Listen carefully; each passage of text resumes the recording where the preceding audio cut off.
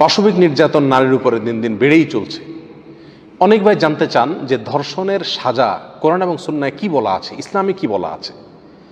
আমরা ইসলামকে স্বাভাবিক অবস্থায় নিজের গায়ে মাখাতে না চাইলেও যখন আর কোনো উপায় থাকে না, দেয়ালে পিঠ থেকে যায়, তখন অনেক সময় ইসলামকে আমরা স্মরণ করি, মনে করি যে ইসলামী বিচার থাকলে বোধহয় এই ধর্ষণ টর্ষণ ঠেকানো যাবে।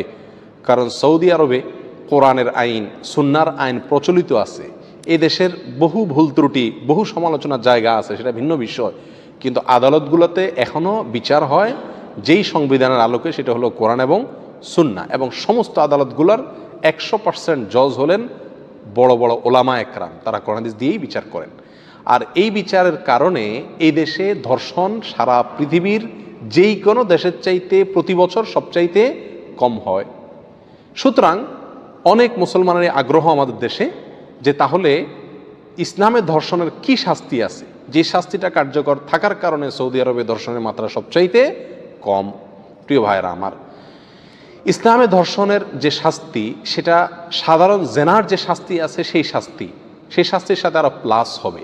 কোনো ক্ষেত্রে জেনার কি শাস্তি? জেনার শাস্তি হলো বিবাহিত নারী পুরুষ যদি জেনা করে তাহলে শরীয়তে তাদেরকে মৃত্যুদণ্ডের নির্দেশ করে রজমের মাধ্যমে। আর যদি জেনাকারী ব্যক্তি নারী এবং পুরুষ তারা যদি বিবাহিত বা বিবাহিতা না হয় তাহলে সেক্ষেত্রে তাদেরকে 100 বেত্রাঘাত করার শাস্তি ইসলামে রয়েছে।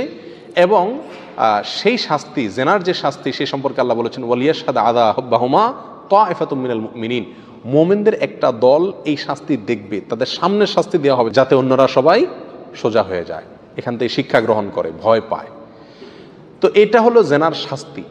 যদি কেউ ধর্ষণ করে তাহলে এই শাস্তি কার্যকর হবে, প্লাস যোগ হবে ধর্ষণ করার সময় যদি সে ওই নারীকে অপহরণ করে থাকে এবং কোনো অবিচার করে থাকে, সেখানে ডাকাতি করে থাকে, অস্ত্র প্রদর্শন করে থাকে, এ ধরনের কোনো কিছু যুক্ত করে থাকে, তাহলে এটা ফাসাদ ফিল আরদ এর অন্তর্ভুক্ত।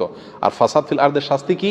ফাসাদ ফিল আরদের শাস্তি সম্পর্কে আল্লাহ তাআলা সূরা মায়েদার ভিতরে বলেছেন, ইন্নামা জাযাউল্লাযীনা ইউহারিবুনাল্লাহা ওয়া রাসূলাহু ওয়া ইয়াসআউনা ফিল আরদি ফাসাদা, নিশ্চয়ই যারা আল্লাহ এবং তার রাসূলের বিরুদ্ধে বিদ্রোহ করে এবং আল্লাহর জমিনে ফাসাদ করে বেড়ায়, এই যে অস্ত্রবাজি করলো, নারীকে অপহরণ করে উঠায় নিয়ে আসলো, এগুলো করলো, এই জমিনে, আল্লাহর জমিনে ফাসাদ সৃষ্টি করলো, এদের শাস্তি কি? আল্লাহ বলেছেন আইয়ুকাত্তালু আও ইউসাল্লাবু আও তুকাত্তা আইদিহিম ওয়া আরজুলুহুম মিন খিলাফ, হয় তাদেরকে সাধারণভাবে হত্যা করা হবে, অথবা শুলে চড়িয়ে তাদের মৃত্যুদণ্ড কার্যকর করা হবে, অথবা তাদের হাত এবং পাও বিপরীত দিক থেকে, ডাইন হাত বাম পাও, বাম হাত ডাইন পাও, এভাবে কাটা হবে, অথবা তাদেরকে দেশান্তর করা হবে, মুসলিম রাষ্ট্র থেকে তাদেরকে বহিষ্কার করে দেওয়া হবে, এদেশে তারা থাকতে পারবে না।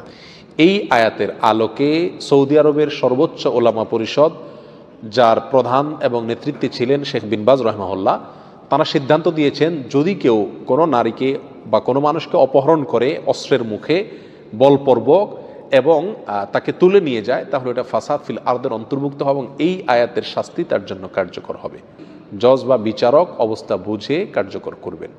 এই জঘন্য শাস্তি এবং চরম শাস্তি দেওয়া হবে ধর্ষককে, অপহরণকারীকে, নারী নির্যাতনকারীকে, নারীর উপরে বলপূর্বক কোনো প্রকার পাশবিক নির্যাতনকারী ব্যক্তিকে।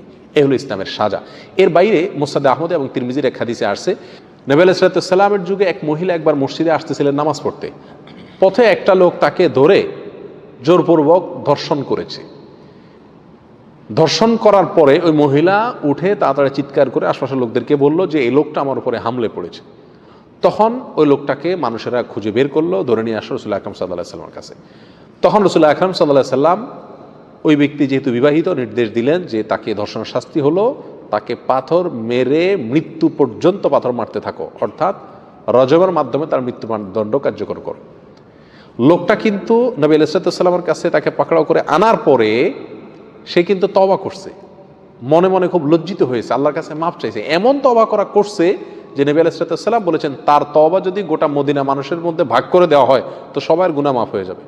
এরকম তওবা করছে সে আল্লাহর কাছে, এরকম মাফ চাইছে মনে মনে এবং আল্লাহ মাফ করছেন হয়তো, কারণ এরকম তওবা হয়েছে তার। তাহলে এরকম মাপের তওবা করার পরেও নবী আলাইহিস সালাম তার শাস্তি কার্যকর করতে ছাড়েন নাই, মৃত্যুদণ্ড ঠিকই কার্যকর করেছে। কেন? কারণ সে ধর্ষণ করছে। এই হলো ধর্ষণের শাস্তির সময়ত ভাই বন্ধুগণ। তবে হাদিসে আসছে নবী আলাইহিস সালাম ওই যেই মহিলার সাথে জেনা করা হয়েছে ওই মহিলাকে ছেড়ে দিয়েছেন, কারণ তার কোনো অপরাধ নাই। অতএব ধর্ষণকারী ব্যক্তি তার শাস্তি ইসলামের চরম শাস্তি, এই শাস্তি যদি কার্যকর করা হয় তাহলে ইনশাআল্লাহ ধর্ষণের মাত্রা অনেকখানি কমে যাবে।